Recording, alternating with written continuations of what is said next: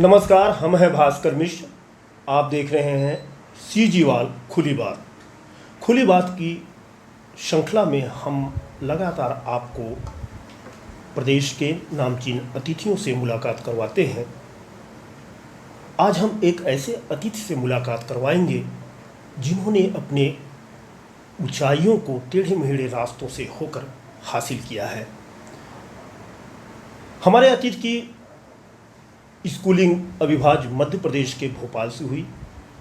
कालांतर में चलकर भिलाई से बीआईटी में मैकेनिकल इंजीनियर किया। पुणे में सीडेक का कोर्स पूरा कर आईसेक्ट के माध्यम से बहुत बड़े विश्वविद्यालय के कुल सचिव बने। एकाएक उन्होंने शिक्षा जगत को छोड़ दिया और राजनीति के मैदान में भाग्य आजमाया। और मज़ेदार बात है कि यहाँ भी वह सफल नज़र आए, और सफल नज़र आए नहीं, सफल हुए भी। उनकी सफलता का राज क्या है, हम जानने का प्रयास करेंगे। क्योंकि विधायक हैं तो उनसे राजनैतिक बात भी करेंगे और कुछ आपके वे सवाल भी उनके सामने रखेंगे जो आपने सीजीवाल से संपर्क के दौरान जाहिर किया है। आइए हम बात करते हैं बिलासपुर के युवा विधायक, युवाओं के आइडल, लोकप्रिय व्यक्तित्व शैलेश पांडे जी का। पांडे जी, आपको नमस्कार। सीजीवाल में आपका स्वागत है। भास्कर जी नमस्कार।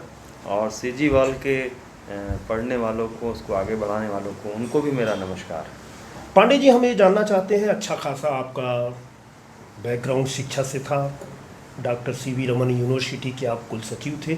ऐसी कौन सी बात हो गई कि आप राजनीति में कूद पड़े? देखिए भास्कर जी, ये विषय बड़ा अच्छा पूछा आपने। मैं इसमें ये कहना चाहता हूँ कि मेरे मन में शुरू से ये बात थी कि मैं अपने देश के लिए कुछ करूँ, और इस भावना को लेते हुए मैंने, चूँकि एक सामान्य घर का मध्यम वर्गीय परिवार का एक बेटा था, इसलिए माता पिता ने मुझे पढ़ाया, मुझे लिखाया, मुझे इंजीनियर बनाया ताकि मैं अपने पैरों पर खड़ा हो सकूं। यही उनकी इच्छा थी। और चूँकि मेरा पृष्ठभूमि राजनीतिक नहीं था, मेरे परिवार में, मेरे ख़ानदान में कोई भी राजनीति में नहीं आया कभी, तो इसलिए वो इस दिशा में कभी उन्होंने नहीं सोचा।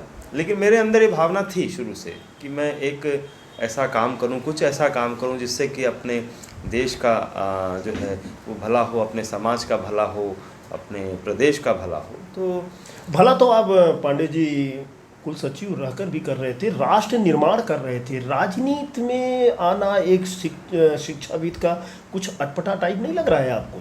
ऐसे बहुत लोग आए हैं, ऐसा नहीं है, लेकिन एक वेल फर्निश्ड आपकी लाइफ थी, बहुत सेटल थे। एकाएक राजनीति आए, कुछ ऐसी बातें कचोट गई कि आपको राजनीति में आना पड़ा, या फिर पहले से ही आपने तय कर लिया था कि राजनीति में आएंगे? नहीं, कोई भी व्यक्ति सब कुछ पहले से डिसाइड नहीं करते हैं। ये परिस्थिति थी जिसमें कि भास्कर जी, छत्तीसगढ़ में जिस प्रकार से काम भारतीय जनता पार्टी की सरकार कर रही थी, और मैं मोदी जी जिस प्रकार से देश में आए और उन्होंने एकाएक पूरे देश को जो है वो इतिहास को ही पलटना शुरू कर दिया। जुमलेबाजी से पूरा देश परेशान हो गया। छत्तीसगढ़ में पिछले 15 साल से जो है डॉक्टर रमन सिंह की सरकार, बिलासपुर में पूर्व मंत्री श्री अमर अग्रवाल जी के जो है वो योजनाओं से और उनके कामों से बिलासपुर परेशान था। ये सारी दिक्कतें मैं एक कुल सचिव के तौर पर वहाँ पर देखता था, लोग मुझसे आके मिलते थे। मेरे मन में भावना थी कि मैं भी अपना योगदान दूं अपने इस देश के निर्माण में, मैं भी योगदान दूं अपने समाज की सेवा करने में। ये मेरा उद्देश्य था, और मैं एक मिशन लेकर जो है राजनीति में आया हूं कि मुझे सिर्फ और सिर्फ जनता की सेवा करनी है और अपने बिलासपुर को आगे बढ़ाना है। वो बिलासपुर जो जनता सपने जिसके देखती है कि हमारा बिलासपुर ऐसा होना चाहिए, हमारे बिलासपुर में नदी ऐसी होनी चाहिए, ब्रिज ऐसे होने चाहिए, सड़कें ऐसी होनी चाहिए, स्कूल ऐसे होने चाहिए, कॉलेज। इस पर पांडे जी सवाल तो बहुत है और बात करेंगे। जब आप राजनीति में मैदान में उतरे, आपको मालूम था कि बिलासपुर के जिस व्यक्ति के खिलाफ आप मैदान में उतरने वाले हैं उसका कद क्या है? तो अब उसके बावजूद आप उस कद के बाद भी आप जीत हासिल किए हैं। तो इस जीत में शैलेश पांडे हैं, कांग्रेस है या जनता का आक्रोश है? देखिए, मैं यहाँ समझता हूँ कि कोई भी इलेक्शन जो होता है, यहाँ पर पिछले 15 वर्षों से जो है भारतीय जनता पार्टी की सरकार छत्तीसगढ़ में थी। जिस प्रकार से 68 सीटें जिताकर प्रदेश की जनता ने कांग्रेस की सरकार बनाई, तो इसमें पूरे प्रदेश में लहर थी, एक बात। दूसरी चीज़ ये है कि जनता परिवर्तन करना चाहती थी, दूसरी बात। तीसरी बात, बिलासपुर की स्थिति वैसे भी बहुत ख़राब थी। तो जब भी कोई व्यक्ति अपनी आवाज़ उठाता है राजनीति में, जब भी कोई व्यक्ति जनता के हितों के लिए लड़ाई लड़ता है, थाने बैठता है, धरने देता है, अपने ऊपर आरोप झेलता है और सब करता है, जो जनता के लिए लड़ाई करता है, जनता उसको ज़रूर जो है वो पसंद भी करती है और जनता उसको समझती है, देखती है। यहाँ भी यही हुआ और बिलासपुर में कांग्रेस की जो मुहिम थी, कांग्रेस की जो यहाँ पर लड़ाई थी, शैलेश पांडे की भी जो लड़ाई थी, वो लड़ाई को सबको जो है बिलासपुर की जनता ने जो है विश्वास किया और आशीर्वाद दिया। मज़ेदार बात है कि आप जीत जाते हैं, विधायक भी बन जाते हैं, लेकिन उसके बाद ये कांग्रेस में, आपके संगठन में गुटबाजी चरम पर पहुंच चुकी है। ये शैलेश पांडे खेमा, ये दूसरा खेमा, तो क्या कांग्रेस इस गुटबाजी के दम पर जीती थी वो चुनाव, या गुटबाजी चुनाव के बाद हुआ है, आपके चुनाव लड़ने के बाद? देखिए भास्कर जी, मैं इसमें ज़रूर कहना चाहूँगा कि गुटबाजी जैसा कोई बात नहीं रहती है किसी भी हमारे कांग्रेस पार्टी में। लेकिन ये बात ज़रूर है कि राजनीति में हर दल में कुछ ना कुछ खींचतान चलती है। कांग्रेस एक बहुत ही वरिष्ठ, बहुत पुरानी पार्टी है, 1885 से बनी हुई पार्टी है, तो निस्संदेह उसमें बहुत सारे लोग पुराने भी हैं, हमारे साथी हमारे साथ के भी हैं, नए भी हैं। सभी अपने जो है कोशिश करते हैं, प्रयास करते हैं कि टिकट वगैरह मिले।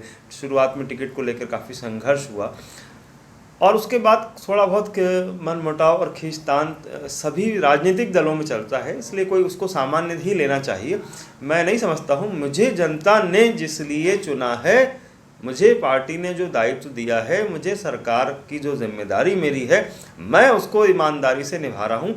यही मेरा कर्तव्य है और मैं इसके लिए निभाता रहूँगा। जब आप चुनाव लड़ रहे थे, कैंपेनिंग कर रहे थे, उस समय एक बहुत बड़ा इशू था और आप ही लोगों में से किसी ने नाम दिया था बिलासपुर यानी खोदापुर।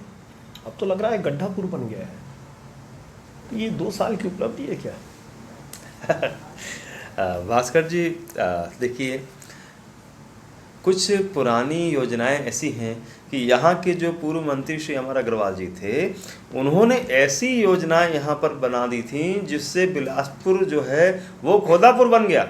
पूरे बिलासपुर को उन्होंने खोद दिया। सीवरेज परियोजना के नाम पर जगह जगह गड्ढे कर दिए। अब अमृत मिशन और के नाम पर उसके बाद अमृत मिशन योजना भी उन्हीं की लाई हुई थी। उस योजना को देखिए, कोई भी योजना है जो सीवरेज की 423 करोड़ रुपए की योजना है, अमृत मिशन योजना 300 करोड़ की योजना है। उस योजना में जो खामियां थी, उन खामियों का जो है वो पाप जो है बिलासपुर की जनता भोग रही है। हम उन योजनाओं को बंद नहीं कर सकते हैं। क्यों? क्योंकि वो पुरानी सरकार की योजना है। बंद हम करवा देंगे सीवरेज, ये नहीं होगा। सीवरेज योजना बंद होगी। सीवरेज योजना में कोई संशय नहीं है, क्योंकि सीवरेज योजना फेलियर है। मैंने विधानसभा में इस बात को उच्च स्तरीय मीटिंग में भी कहा, जांच की मांग करी है। अभी भी हर बार विधानसभा सत्र होता है, यही मांग करता हूं कि सीवरेज परियोजना की सीबीआई जांच हो। ये मैं मांग करता हूं और आज भी कह रहा हूं आपसे, आपके चैनल के माध्यम से भी। लेकिन बिलासपुर को हम खोदापुर या गड्ढापुर नहीं बनने देंगे दोबारा। बिलासपुर में चूंकि एक बहुत बड़ी बात है जो जनता नहीं जानती है कि चुनाव जीतने के लिए चुनावी सड़कें जो है पिछले इलेक्शन में 25 करोड़ रुपए की बनवाई गई थी, धोखा देने के लिए जनता को, जबकि पता था कि अमृत मिशन की लाइनें खोदी जानी हैं। उसके बाद वो उन्होंने बनवाया और हमारी सरकार ने अमृत मिशन के काम को सुव्यवस्थित करते हमारे मंत्री जी, हमारे मुख्यमंत्री जी ने किया है। और आपको विश्वास दिलाता हूं कि हम बहुत जल्दी अच्छी सड़कें बढ़िया बना के देंगे अमृत मिशन का काम होने के बाद। जनता को, एक मिनट, जनता को धोखा नहीं देंगे जैसा कि उनने दिया धोखा। उन्होंने जब अमृत मिशन की लाइन खोदनी थी तब क्यों सड़कें बनवाई? ये उनकी गलती है, ये उन्होंने धोखा दिया चुनाव जीतने के लिए। हम जनता को धोखा नहीं देंगे, हम जनता के साथ न्याय करेंगे। अमृत मिशन का काम कंप्लीट होगा और मैं बिलासपुर की सड़कें बिल्कुल अच्छी बना। सीवरेज का काम कब पूरा होगा? सीवरेज या का कब बंद होगा? सीवरेज का काम बंद ही होगा, खत्म नहीं होगा, बंद ही करना है और उसमें शामिल लोगों को जेल भिजवाना है मुझे, ये मेरा संकल्प है और मैं करूंगा। परफॉर्मेंस राशि 40 करोड़ रुपए की परफॉर्मेंस राशि आपने वापस क्यों कर दिया? जब जेल ही भेजना था तो लोगों को जांच करवाते, प्रॉपर प्रक्रिया के तहत चलते, तो 40 करोड़ की राशि आपने क्यों वापस कर देखिए, दिया? कोई आपको गलत जानकारी है। पहली बात यह है कि परफॉर्मेंस गारंटी जिसे कहते हैं आप, वो परफॉर्मेंस गारंटी 12 करोड़ रुपए थी, 40 करोड़ रुपए नहीं थी। वो 12 करोड़ रुपए आज भी जो है वो जमा है शासन के बाद। दूसरी बात, 31 करोड़ रुपए का उनका भुगतान था। उस 40 करोड़ रुपए का उनका भुगतान था, उस भुगतान में से 31 करोड़ रुपए जो है वो रोक दिए गए हैं और उसको भी जो है सीज कर दिया गया है। केवल जो है वो 2 करोड़ रुपए केवल उस कंपनी को भुगतान किया गया है। ये 40 करोड़ की बात जिनने फैलाई है, भ्रम फैला रहे हैं, ये भ्रम फैलाने की बात है, इसमें कोई भी सत्यता नहीं है। पांडे जी, हम ये जानना चाहते हैं, बिलासपुर की जनता जानना चाहती है कि हमारा लाडला विधायक, हमारा युवा विधायक हमेशा विवादों में क्यों आ जाता है? कभी झंडा के नाम पर, कभी अतिथि के नाम पर। इसमें प्रायोजित है या ऐसा कुछ है? इसका अगर है तो क्या गुटबाजी का नतीजा है? देखिए, मुझे बिलासपुर की जनता ने चुना है, उनका प्यार है, उनका आशीर्वाद मेरे साथ है और उनकी भावनाएं, उनके जज्बात मेरे भी हैं। तो जब भी कुछ ऐसा होता है बिलासपुर में जिससे कि बिलासपुर की मेरी प्यारी सम्मानी जनता को दुख पहुंचता है या कष्ट होता है, तो वो क्रिया प्रतिक्रिया होती है और उसको स्वाभाविक है, होनी भी चाहिए। जितना प्यार मैं सबसे करता हूँ उतना ही प्यार, उससे ज़्यादा प्यार वो लोग मुझे करते हैं, सब लोग करते हैं। तो अगर कोई बात ऐसी लगती है जिससे कि उनको लगता है कि यहाँ हमारे विधायक को स्थान मिलना चाहिए, अगर वो नहीं हो पाता है तो वो जनता की भावनाएं हैं, मैं उसका सम्मान करता हूँ, आदर करता हूँ और मैं भी कोशिश करूँगा। हमें भी धीरज रखना चाहिए, आने वाले समय में और अच्छे होंगे बिलासपुर के दिन, मुझे ऐसा लगता है। जनता बहुत खुश है कि आप मैच्योर राजनेता बन चुके हैं, एक कुल सचिव राजनीति के मैदान में उतरा और मजबूत नेता हमारा विधायक बन चुका है। उस मजबूती का परिणाम एल्डर मैन में दिखाई देता है। आपको लगता है कि वो आपके लोग उसमें ज़्यादा है? देखिए, लोग तो सभी कांग्रेस के हैं और बहुत सारे, लगभग 200 से ज़्यादा आवेदन थे एल्डरमैन के, 10-11 ही केवल एल्डरमैन के पद थे बिलासपुर में। और हमारे चूँकि 15 साल का संगठन सत्ता में नहीं था, सभी लोगों की अपेक्षाएं थी कि उनको एल्डरमैन बने और चूँकि जिन लोगों को पार्षद के समय टिकट वितरण की गई थी, उन लोगों की टिकट जो है कट गई थी और उस वक्त हमारे माननीय PL पुनिया साहब ने, हमारे माननीय मुख्यमंत्री भूपेश बघेल जी ने, माननीय अध्यक्ष मोहन मरकाम जी ने, माननीय मंत्री जी ने, सभी ने जो है वो इसमें सामूहिक निर्णय लिया, सामूहिक निर्णय, और ये कोऑर्डिनेशन का निर्णय है कि उन लोगों की टिकट कटी थी, उन लोगों को पहले अवसर जब सामूहिक निर्णय है तो फिर ये व्हाट्सएप, फेसबुक, ट्विटर पर कुछ आपके वरिष्ठ नेता लोग विरोध कई लिखे हैं उस पर, तो उनके लिए कुछ मैसेज होगा या वो गलत हैं? देखिए, स्वाभाविक है, थोड़ा बहुत कष्ट सभी को होता है। मैं सभी कार्यकर्ताओं की भावनाओं का सम्मान करता हूं और जिसने भी अपने फेसबुक में या अखबारों में विरोध किया है, मैं उन सभी कार्यकर्ताओं की, पदाधिकारियों की भावनाओं का सम्मान करता हूं और मैं उन सब की जज्बात, उनकी भावनाओं को जो है वो संगठन प्रमुख हमारे और हमारे मुख्यमंत्री जी, उनसे इसको जरूर। इस समय सरकार में पांडे जी, तो ऐसा लोगों का कहना है कि एक CM गुट है और एक स्वास्थ्य मंत्री गुट है।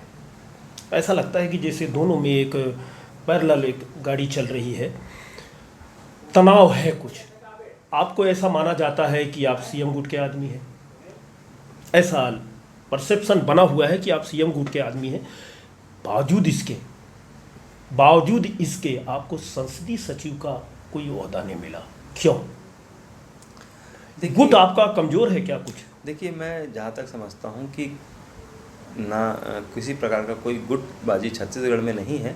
एक हमारे मुख्यमंत्री जी हैं, हमारे मुखिया हैं, हम सभी के मुखिया हैं और TS सिंहदेव जी जो कि वो भी सरगुजा महाराज हैं और वो भी वरिष्ठ मंत्री हैं। इसमें कहीं किसी प्रकार का गुटबाजी नहीं है और दोनों लोगों के समन्वय से ही जो है काम हो रहे हैं और सभी मंत्रीगणों के समन्वय से काम हो रहे हैं। इसमें कहीं कोई गुटबाजी 15 विधायक आए थे, विधायक जी 15 विधायक नए विधायक हैं और उसमें से 13 को संसदीय सचिव का तमगा हासिल हुआ। बिलासपुर का विधायक कद्दावर मंत्री को हराए थे और उस समय अच्छी ढंग से याद है कि आपके ही बड़े नेताओं ने कहा था कि जो बड़े बड़े नेताओं को हरा के आए हैं, जिन्होंने महत्वपूर्ण स्थान से जीत हासिल किया है, उन्हें स्थान दिया जाएगा। तो क्या वो 13 में भी आप नहीं है? 15 नए विधायक, उसमें से 13 संसदीय सचिव होते हैं और बिलासपुर का विधायक नहीं है, जबकि बिलासपुर के विधायक ने कद्दावर मंत्री को हराया है। तो इसके बावजूद संसदीय सचिव नहीं बनना, क्या संकेत देंगे आप? देखिए, मैं इसमें कहना चाहूँगा कि पहली बात तो 35 नए विधायक जो हैं प्रथम बार चुनकर आए हैं कांग्रेस में, 13 नहीं है। और दूसरी बात यह है कि सभी विधायकों को संसदीय सचिव नहीं बनाया जा सकता था, ये भी सही है, क्योंकि पद उतने नहीं थे। उसके अतिरिक्त बहुत सारे आयोग, मंडल, प्राधिकरण हैं और भी चीज़ें हैं, तो उसमें स्थान सभी को दिया गया है। मुझे ऐसा लगता है कि कहीं ना कहीं जो मेरी बेहतर उपयोगिता हमारी सरकार को नज़र आएगी, हमारे संगठन को नज़र आएगी, वो इसको ज़रूर आपके समर्थक उम्मीद बना के रखें करेंगे। और बिलासपुर की जनता की भावनाएं जो हैं वो भी हमारे माननीय मुख्यमंत्री जी जानते हैं। इसलिए मैं समझता हूं कि धीरज रखना चाहिए। राजनीति में हर चीज़ एकदम से तो नहीं हो जाएगी। धैर्य रखा हुआ हूं और मैं सेवा कर रहा हूं, उसमें मेरा कहीं धैर्य नहीं टूटा है और मुझे पार्टी पर और अपने सरकार पर पूरा भरोसा है। विपक्ष का एक आरोप आ रहा है, खासतौर पर बिलासपुर विधायक पर, कि जब से कांग्रेस सरकार बनी है भूमाफियों का बल्ले बल्ले हो गया है। तालाबों का पाटना शुरू कर दिए हैं, सरकारी ज़मीनों का हड़पना शुरू कर दिया। अब तो आपकी सरकार ही सरकारी ज़मीन बेच रही है। तो ये आरोप में कितना दम है कि भूमाफिया बहुत ज़्यादा सक्रिय हो गए हैं, एक्सटॉर्शन शुरू हो गया है और गुंडागर्दी की बाढ़ आ गई है? तो यदि इस पर मानते हैं तो इस पर सुधार कैसे करेंगे? यह आरोप में कितनी सच्चाई है? देखिए, जितना भूमाफियाओं का जो यहाँ पर राज था वो पुरानी सरकार में था, वो वही लोग जो है सक्रिय हैं, उनका गुट सक्रिय है छत्तीसगढ़ में, बिलासपुर में। और जो समस्याएं आ रही हैं भूमाफियाओं को लेकर, भूमाफिया की लेकर शिकायतें, कोई भूमि को हड़पना, ये पिछले 2 साल में मेरे संज्ञान में आई हैं। और जब जब कोई समस्या मेरे संज्ञान में आई है, मैंने उस पर कार्रवाई करवाई है, उसको रोक लगवाई है, स्टे दिलवाया है। और अगर मैं किसी भी भूमाफिया को बिलासपुर में पैर रखने नहीं दूंगा, और मैं जनता को विश्वास दिलाता हूं कि जितनी भी जानकारियां मुझे मिली है, मैंने उस पर एक एक पर कार्रवाई करवाई है। अगर कहीं भी कोई शिकायत, कोई इस प्रकार से गलत काम कोई करते हुए नज़र आया, तो वो इतनी बाढ़ कैसे आ गई भूमाफियों की इन 2 सालों में? न्याय दिलाएंगे। इन 2 सालों में बाढ़ कैसे आ गई है? नहीं, देखिए, इस प्रकार से भूमाफियाओं की कोई बाढ़ वगैरह नहीं आई है। ये केवल दुष्प्रचार किया गया है भारतीय जनता पार्टी के लोगों का, क्योंकि वो खुद ही भूमाफियाओं को बढ़ावा देने की पार्टी है और पूंजीपतियों की पार्टी है, और वो ही इस प्रकार के काम करती आ रही है। अगर सीबीआई जांच करेगी तो न जाने कितने भारतीय जनता पार्टी के नेता जो है वो सलाखों के पीछे नजर आएंगे अगर जांच हो गई तो। मांग करेंगे? बिल्कुल मांग करूंगा। और दूसरी बात बताना चाहता हूँ, ये जो हमारा बिलासपुर का तिफरा ब्रिज है, ये भी वो भारतीय जनता पार्टी के नेताओं की जमीनों के कारण उनकी सरकार ने इसको बनने नहीं दिया था। जब हमारी सरकार आई तो उन भूमाफियाओं को जो है चुप कराया गया और उनको एक तरफा करके तब जाके ज़मीन उन्होंने खाली करी और ये ब्रिज तेज़ी से हमने 1.5 साल में बना दिया। तो भूमाफिया अगर परेशान करते हैं तो वो बहुत जल्दी जेल की सलाखों के अंदर पाए जाएंगे, ये विश्वास मैं जनता को दिलाता हूँ। थोड़ा विषय परिवर्तन करते हैं। दौर कोरोना महामारी का है, जनता बहुत परेशान है, घर में हम दुबक के बैठे हैं। राज्य सरकार की कुप्रबंधन के लिए ये कोरोना महामारी जिम्मेदार है अथवा केंद्र सरकार के कुप्रबंधन इसमें जिम्मेदार है? देखिए, आपको याद होगा भास्कर जी कि जब हम कोरोना का कार्यकाल शुरू हुआ तब छत्तीसगढ़ ही एक ऐसा राज्य था जो इस महामारी के संक्रमण के फैलाव से दूर था, और छत्तीसगढ़ में हम बहुत हद तक कोरोना को पैर पसारने में रोक पाए। ये बात माननीय केंद्रीय स्वास्थ्य मंत्री हर्षवर्धन जी और सभी लोग जानते हैं और भारतीय जनता पार्टी के नेता भी जानते हैं। ये गलती कहाँ हुई? गलती ये हुई कि माननीय प्रधानमंत्री जी ने जो एकदम से लॉकडाउन किया, उससे जो एकदम से 3 महीने तक मजदूर वगैरह जो है वो दूसरे राज्यों में महीनों तक फंसे रहे भूखे प्यासे, वहाँ संक्रमण फैल गया। और फिर उसके बाद फिर उनको घर वापस लाने के लिए जो ट्रेनें चलाई गई तो उसमें जो चीज़ें आई उसमें काफ़ी जो है वो संक्रमण फैला। उस संक्रमण के फैलने से जो है छत्तीसगढ़ में जो है फिर उसके बाद कोरोना पैर पसारे। लेकिन हमारी सरकार ने जितना जल्दी तेज़ी से काम किया, क्वारंटाइन सेंटर बनाए, हमने उनको क्वारंटाइन किया, हमने आइसोलेशन सेंटर बनाए, हमने उतनी ही तेज़ी से कोविड सेंटर पूरे छत्तीसगढ़ में बनाए, हमने टेस्टिंग लैब्स बहुत सारी बनाई, हमने टेस्टिंग को बढ़ाया। देखिए, मैं इसमें भास्कर जी आपसे कहना चाहता हूँ कि टेस्टिंग ही एक ऐसा उपाय है जिससे कि हम कोरोना के आइडेंटिफिकेशन कर सकते हैं। और जैसे जैसे टेस्टिंग हमने बढ़ाना शुरू करी है, मजदूर आए, चूंकि संक्रमण फैला, ये सब कोई जानता है, और फिर हमने टेस्टिंग भी तेजी से प्रबंधन तो आपका था ना, जब मजदूर यहाँ पर आए तो व्यवस्था तो आपको करना था ना। देखिए, अगर ये व्यवस्था, देखिए व्यवस्था वाली बात है, 15 साल भारतीय जनता पार्टी की सरकार छत्तीसगढ़ में रही तो अस्पताल क्यों नहीं बना दिए, क्यों नहीं वेंटिलेटर उपलब्ध कराए छत्तीसगढ़ के स्वास्थ्य? हालात नहीं थे। नहीं, हालात वाली बात नहीं थी। बात इसमें यह है कि कुप्रबंधन हमारी सरकार का नहीं है। हमारी सरकार तो जो प्रबंधन है, सुप्रबंधन है, वो कर रही है, वो करती रहेगी। हम जितना बेहतर से बेहतर काम कर सकते हैं, देखिए इसके लिए फंड भी चाहिए होता है। क्या मोदी सरकार ने, केंद्र सरकार ने दिया क्या फंड? किसी प्रकार का कोई फंड मिला क्या? बार बार मुख्यमंत्री पत्र तो लिख रहे हैं, तो पैसा क्यों नहीं आ रहा? नहीं, पैसा तो केंद्र सरकार पैसा नहीं दे रही है। जो राज्य सरकार का बजट है, जो राज्य सरकार कर रही है, वही तो राज्य सरकार करती जा रही। इसमें देखिए, इसको मैं समझता हूँ कि इसको दलगत राजनीति से दूर हटते हुए अगर कोरोना की बात करता हूं, तो जितना टेस्टिंग हम बढ़ाते जाएंगे उतना जो है लोग इसमें निकलेंगे पॉजिटिव निगेटिव, और उतने लोगों का मैनेजमेंट करना। आज आपको बताने में मुझे खुशी हो रही है कि हमारे छत्तीसगढ़ का जो मॉर्टेलिटी रेट है वो 2% के आसपास ही है। इट मीन्स कि 98% हमारा रिकवरी रेट है। हम परसेंटेज में जब बात करते हैं तो निश्चित रूप से बड़ी खुशी होती है कि मौत की संख्या बहुत कम है, लेकिन जब आंकड़े देखते हैं तो दिल दहला देने वाले हैं। क्योंकि टेस्टिंग बढ़ेगी तो आंकड़े बढ़ेंगे। बिना आप अगर बताइए कैसी टेस्टिंग की सिम्स प्रबंधन आपका पूरा फेल हो चुका है। अगर टेस्टिंग नहीं करेंगे तो मौतें ज़्यादा हो जाएंगी।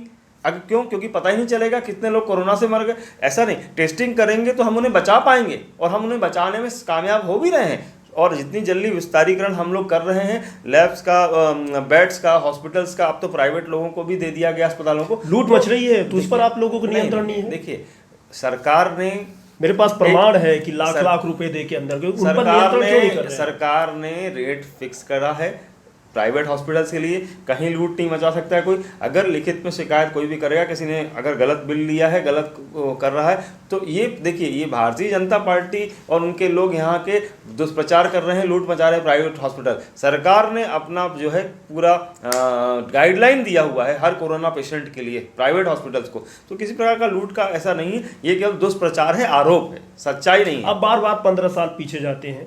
मैं 2 साल की बात करना चाहता हूँ। 2 साल में आपने सिम्स को क्यों नहीं दुरुस्त कर लिया? किया है, क्यों नहीं किया कि अभी सिम्स में हमारी सरकार जब से आई है तब से हमने तेजी से, पहले तो नए सिम्स, चूँकि नया सिम्स बनना है तो वहाँ नए सिम्स का लिए ज़मीन वगैरह का काम पूरा फाइनल हो गया है। दूसरा, मल्टी स्पेशलिटी हॉस्पिटल तेज़ी से बन गया है। तीसरी बात यह है, सिम्स के अंदर का सिस्टम जो है उसमें बहुत सारे काम हो रहे हैं। उसमें आप देखिए कि कैंसर की यूनिट बन गई है, उसके अंदर जो है वो बर्न यूनिट है वो भी पूरी बन गई है। इसके अलावा हमने नए वार्ड जितने हैं उसमें भी हमने एयर कंडीशन भी लगाया है। तात्कालिक व्यवस्था, इंस्टेंट की बात कर रहा हूँ। महामारी के दौर में अगर सिम्स दुरुस्त होता, वो आप बनवा रहे हैं, वो बनेगा, आप विधायक हैं, आपकी जिम्मेदारी है। लेकिन जब सिम्स की बात आती है, अभी देखेंगे 2 दिन पहले डीन हटा दिए गए और पता चला कर्मचारियों को टोटा है, बहुत कमी है। तो इन 2 सालों में उस सिम्स के विकास के लिए इंस्टेंट, तत्काल कुछ तो किए होते। वो बन रहा है, वो तो लॉन्ग टर्म का मामला है। देखिए, ट्रांसफ़र जो होते हैं भास्कर जी, वो सभी सरकारों में होते रहते हैं, ठीक है। सरकारी नौकरी कोई करता है, शासकीय सेवा तो ट्रांसफ़र होना हो इसी बीच में इसमें। और अगर कहीं पर किसी प्रकार की जो दिक्कतें आती हैं कि उसको ठीक करने का तरीका, अगर कहीं कोई गड़बड़ी नज़र आई तो माननीय मुख्यमंत्री जी ने, माननीय स्वास्थ्य मंत्री जी ने एक टीम भेजी, उसने जांच करी, जांच में जो तथ्य सामने आए उन तथ्यों के आधार पर कार्रवाई की गई है। तो उसमें गलत क्या है? हम उसको बेहतर बनाना चाहते हैं, जनता को बेहतर सुविधाएं सेवाएं दे सकें, इसके लिए इस मैनेजमेंट किया जा रहा है। और अगर किसी को हटाया गया है तो इसमें माननीय मुख्यमंत्री जी, स्वास्थ्य मंत्री जी का निर्देश है और उसमें दूसरे व्यक्ति आएंगे और दूसरे अच्छा काम करेंगे। हमको लगातार संघर्ष करना है, परेशानियां आएंगी, चुनौतियां आएंगी, कमियां होंगी सिस्टम में, लेकिन उनको सुधार करना, दुरुस्त करना, ये भी तो सरकार का ही काम है। वो हम लोग सब इसलिए ये बिलासपुर को मिनी भारत भी कहा जाता है और वर्तमान में ऐसा कहा जाता है कि शैलेश पांडे राम और रहीम को एक साथ लेकर चलते हैं। इसमें बिलासपुर जनता जाने और आप बेहतर तरीके से आपकी कुछ पॉलिसी होगी इस पर, वो आप जाने। लेकिन ये पिछले 2 साल में आपकी उपलब्धि क्या है? बिलासपुर विधायक होने के नाते पिछले 2 साल की आपकी उपलब्धि क्या है इस बिलासपुर के विकास में? देखिए, मैं तो जिस दिन से विधायक बना हूँ उस दिन से मैं इस बिलासपुर के विकास के लिए संकल्पित हूँ और अपने खून पसीने और तन मन धन से पूरी तरीके से विकास कर रहा हूँ। ये जनता देख रही है। हमारी सरकार पिछले 15 साल में टेम्स नदी बनाएंगे, बिलासपुर में अरपा नदी का विकास करेंगे, बैराज में 12 महीने अरपा बहेगी। ये सिर्फ वादे ही वादे यहाँ के पूर्व मुख्यमंत्री बिलासपुर के विधायक करते आ रहे थे, लेकिन हमारी सरकार ने 1.5 साल के अंदर 2 बड़े बैराज सैंक्शन किए 100 करोड़ के। पहली बार मैंने विधानसभा में कई बार मुख्यमंत्री जी से, माननीय जल संसाधन मंत्री से मांग करी और उन्होंने बिलासपुर की भावनाओं को, जनता की भावनाओं का सम्मान किया और इतने कठिन समय में भी 100 करोड़ रुपए बिलासपुर को पहले दिए। दूसरी बात कि उसमें हर तरीके का जो है अच्छे से आवागमन हो सके, उसके लिए 150 करोड़ रुपए जो हमारे स्मार्ट सिटी लिमिटेड से हमने रोडें बना रहे हैं अरपा के दोनों तरफ और नाले बनाने का काम शुरू कर दिया है। ये नाले 2 मुहानी तक जाएंगे, इसमें गंदा पानी हम 2 मुहानी तक ले जाएंगे, सीवरेज ट्रीटमेंट प्लांट वहाँ उसको ठीक किया जाएगा और उसका उपयोग किया जाएगा। और बीच में अरपा के 2 बैराज बनेंगे, शिव घाट, पचरी घाट, यहाँ पर पानी भरा रहेगा, बिलासपुर का जल स्तर बढ़ेगा। तीसरी बड़ी चीज़ है कि जो ब्रिज वो भू माफियाओं के चक्कर में नहीं बन पा रहा था, अब 1.5 साल के अंदर हमने उसको बनवा के लगभग फाइनल आ गया है। चौथी बात, बिलासपुर का पहला 4 लेन ब्रिज, जो कि बिलासपुर का सपना था कि यहाँ पर एक अच्छा ब्रिज आए और आवागमन अच्छा हो, ट्रैफिक कंट्रोल किया है, उसको लेकर सिरगिट्टी से जो है व्यापार विहार तक हमारी सरकार ने 229 करोड़ रुपए का ब्रिज जो है उसको जो है अनुमति दे रही है और पहला 4 लेन ब्रिज भी बनेगा। इसके अतिरिक्त जो है हमने इंग्लिश मीडियम स्कूल खुलवाए, जो छत्तीसगढ़ में ज़रूरत थी, जिसकी गरीब लोग, मध्यम वर्गीय परिवार के लोग प्राइवेट स्कूलों में फीस नहीं दे पाते, उसके लिए मेरी सरकार ने 6 private English medium school, government English medium school यहाँ बिलासपुर में खुलवाए। इससे हज़ारों बच्चों का भविष्य हम बना रहे हैं। 5वीं बात, हुक्का बार यहाँ पर अवैध रूप से चलाया जा रहा था पूरे छत्तीसगढ़ में, बिलासपुर में था। लड़कियाँ, बच्चे छोटे छोटे हुक्का पीने जाते थे, शर्म नहीं आती थी सरकार को। पिछली सरकार, हमारी सरकार आई, मैंने विरोध किया और मैंने प्रदेश स्तर में, मानना है कि विपक्षी पार्टी हुक्का पार्टी चला रही थी, बिल्कुल उनके संरक्षण में चल रहा था और उसके बाद संरक्षण में बिल्कुल उनकी विपक्ष के संरक्षण में हुक्का बार चल रहा था। मैं तो बिल्कुल कहूँगा जो उनकी सरकार थी उन्होंने कोई सार्थक कदम नहीं उठाया। जहर बेच रहे थे लोग, नशेला बना रहे, पूरे छत्तीसगढ़ को बर्बाद करने में लगे, उसको बंद करवाया। इसके अतिरिक्त बहुत सारी चीज़ें हैं हमारे बिलासपुर में जो कि हमारी सरकार, चाहे वो स्वास्थ्य के क्षेत्र में हो, चाहे शिक्षा के क्षेत्र में हो, चाहे वो जल संसाधन के क्षेत्र में हो, चाहे शिक्षा के क्षेत्र में हो, हर क्षेत्र में हम लोग काम करें, नगरीय प्रशासन में काम करें। इस शहर को एक विकसित शहर बना के ही मैं इस दम लूँगा और ये जनता जो अपेक्षा करी है उसको पूरा करूँगा मैं। बातचीत के अंतिम चरण में हम लोग आ गए हैं। आपके सरकार की एक महत्वाकांक्षी परियोजना है नरवा गुरुआ गरुआ पारी, वो तो दम तोड़ती नजर आ रही है। जगह जगह गाय मर रहे हैं, गोबर आप लोग बेच रहे हैं, आखिर यही विकास है क्या? भास्कर जी, मुझे ऐसा लगता है कि कहीं 47 गाय मर रही हैं, कहीं 15 गाय मर रही हैं, कहीं 20 गाय मर रही हैं। आप, मुझे अच्छे ढंग से याद है, बेमतरा में गाय मरी थी तो आपने हाय तौबा मचा दिया था, हाय तौबा मचा दिया था। इतनी गाय मर गई, आप लोग चुप है। नरवा गुरुआ बारी का आप लोग दुहाई दे रहे हैं। आखिर ये योजना कैसे चलेगी? क्या इसी को विकास कहेंगे? नहीं, मैं इसमें ये कहना चाहता हूँ, आपने जो प्रश्न किया है, नरवा गरवा गुरुआ बारी हमारे माननीय मुख्यमंत्री जी का जो सपना है कि छत्तीसगढ़ को एक छत्तीसगढ़िया राज्य बनाना है। और यहाँ की जो संस्कृति है, यहाँ की जो सभ्यता है, यहाँ की जो भाषा है, इसको आगे बढ़ाना है। हमने देखिए तीजा के और हरेली के इन त्योहारों की छुट्टी करी आती, हमने छत्तीसगढ़ की जो परंपरा है उसको जो हमारे जितने नृत्य हैं उनका मान बढ़ाया, छत्तीसगढ़ की भाषा है उसकी बोली की मांग करी हमने। इसके अतिरिक्त हर गांव में जो है आर्थिक रूप से समृद्ध हो सके, इसके लिए नरवा गरबा गुरुआ बारी जो है परियोजना थी, जिससे कि ग्रामीण क्षेत्र में जो है उसको आर्थिक रूप से मजबूत कर सके, गौठान बनाए, वहाँ पर गाय पाले, स्वाभिमान और अस्मिता जगाने की बात है, और ग्रामीण क्षेत्र को महत्व मिले, और साथ साथ जल का स्रोत को संरक्षित करें। फिर हम छत्तीसगढ़ की जो परंपरा है, किसानों का ऊपर बेस ज़्यादा है, किसान के ज़्यादा लोग हैं, तो किसानों के हिसाब से छत्तीसगढ़ के जो धान का कटोरा कहा जाता था, अभी वो क्या है, दारू का कटोरा बना दिया गया था छत्तीसगढ़। हम उसको वापस धान का तो कटोरा। आप कौन सा, आप तो गाय का पूंछ लेके कसम खा लिए थे, गंगा जल उठा लिए थे कि दारू बंद कर देंगे, आपने कौन सा बंद कर दिया? नहीं, देखिए ऑनलाइन बेचना शुरू कर दिया, घर सेवा पहुंच।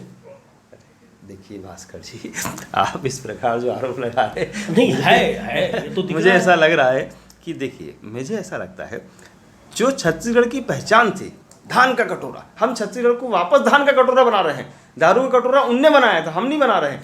हम नहीं, हमारी सरकार ने बोला है कि हम शराब बंद करेंगे तो बंद करेंगे, उसके लिए हमारे पास 5 वर्ष का समय है और हम बंद करेंगे, उसी के लिए हम एक एक कदम आगे बढ़ रहे हैं। दूसरी बात यह है कि चूंकि सरकार कोई भी काम इस तरीके से नहीं कर सकती है कि जिससे कि छत्तीसगढ़ का संतुलन बिगड़ जाए, यहाँ पर और कोई समस्या पैदा हो जाए, इसलिए उस कार्य को धीरे धीरे किया जा रहा है। मैं आपको बताना चाहता हूँ कि हमारे माननीय मुख्यमंत्री जी जिनके निर्देश पर, जिनके नेतृत्व पे हम पूरा काम कर रहे हैं छत्तीसगढ़ में, उसमें छत्तीसगढ़ की परंपराएं, यहाँ के लोक नृत्य, यहाँ की संस्कृति को बढ़ावा मिल रहा है और छत्तीसगढ़ी व्यक्ति जो है खुश है, प्रसन्न है। जिस प्रकार किसानों को बोनस दिया गया, किसानों का धान खरीदा गया, इस प्रकार से तेंदुपत्ता या मक्का है या गन्ना है, के जो समर्थन मूल्य दिए गए या उनमें बोनस जो दिया गया, इसमें देख लीजिए कितना अच्छा काम हुआ है। और साथ साथ छत्तीसगढ़ की अस्मिता को आगे बढ़ाने का जो काम हो रहा है, उसकी रक्षा करने का काम हो रहा है, उसको उसका मान बढ़ाने का वो हमारे मुख्यमंत्री जी श्री भूपेश बघेल जी कर रहे हैं। इसमें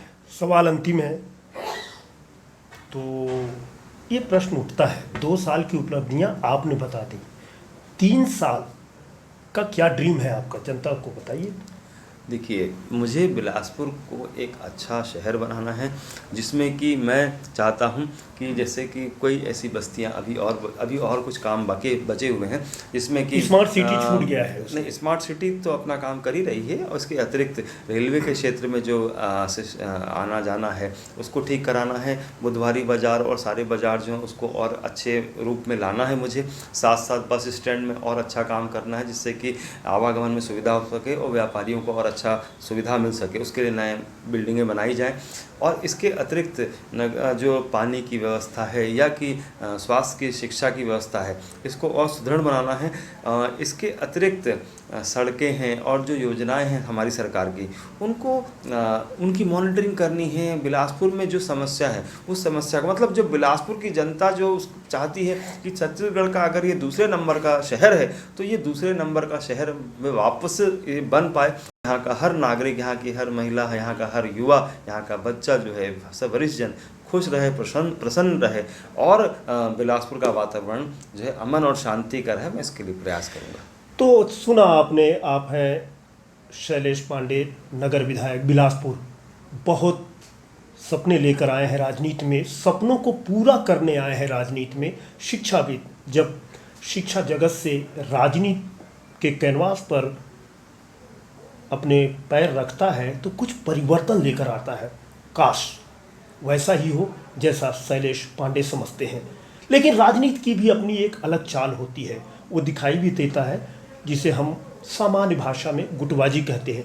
इस गुटबाजी के बीच शैलेश पांडे अपने ड्रीम पर कितने सफल होते हैं, ये तो आने वाला समय ही बताएगा। देखते रहिए सीजीवाल खुली बात, और हाँ, सब्सक्राइब करना नहीं भूलेंगे। नमस्कार।